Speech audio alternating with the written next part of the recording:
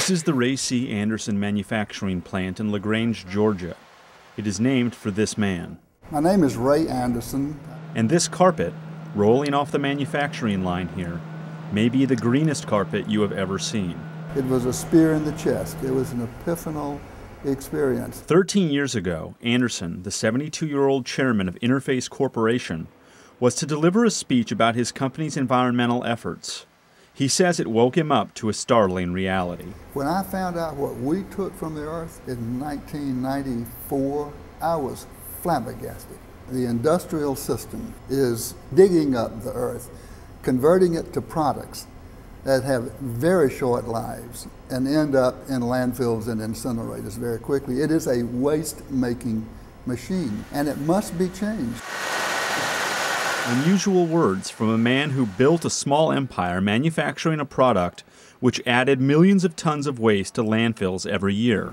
I'm part of the problem. I have to be part of the solution, or I cannot look my grandchildren in the face. With sales of $1.1 billion a year, Interface is today the world's largest manufacturer of modular carpet, also known as carpet tile. It's not the most glamorous product, but it is a ubiquitous one. The carpet business has been dirty. The raw materials are mostly petroleum products. Manufacturing consumes lots of energy, and the solid waste that carpet generates mostly goes straight to landfill. Carpet in a landfill will last 20,000 years. Reducing this waste is how Ray Anderson began his crusade. We redefined waste in our company as any cost that goes into our product that does not deliver value to our customers. That means scrap, and it means off quality, defective product, and it means anything you don't do right the first time.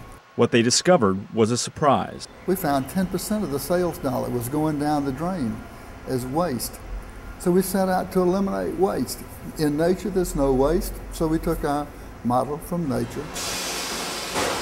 One of the company's newest and most innovative efforts to reduce waste can be seen here.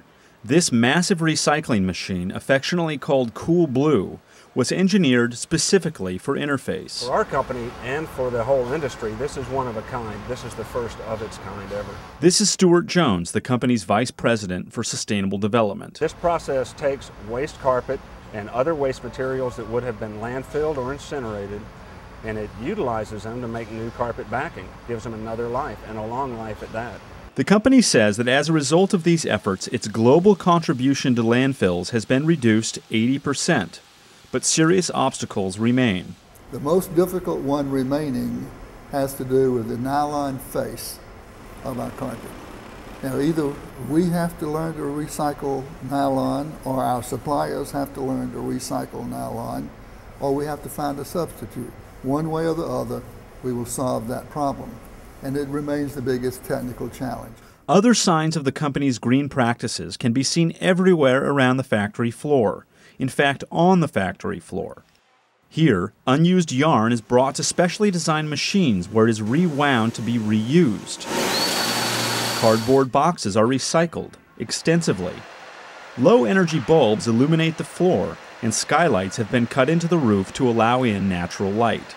The process heat for our backing lines here in the plant come from, or supplied by methane from our local landfill. The company says it has reduced its consumption of fossil fuels by 45%, partly through solar power and higher efficiencies, but also by tapping unorthodox local sources. The landfill was capped and converted to a bioreactor, so the methane that's produced as the garbage decomposes is then captured and pumped here, piped here to the plant, where it comes into our boiler systems, and we burn that for our process heat. Employees have bought into Mr. Anderson's vision, not just because they receive financial incentives for meeting green goals, but also because they embrace the message. I take it very personal. It even affects at home what I do by recycling and taking nothing from the land and putting nothing back out in the landfill. Mr. Anderson says his company's conservation efforts have added hundreds of millions of dollars to its bottom line, and that other companies can see similar benefits. One hears this all the time, that there's this trade-off between the environment and the economy. We've proven that to be a false trade-off.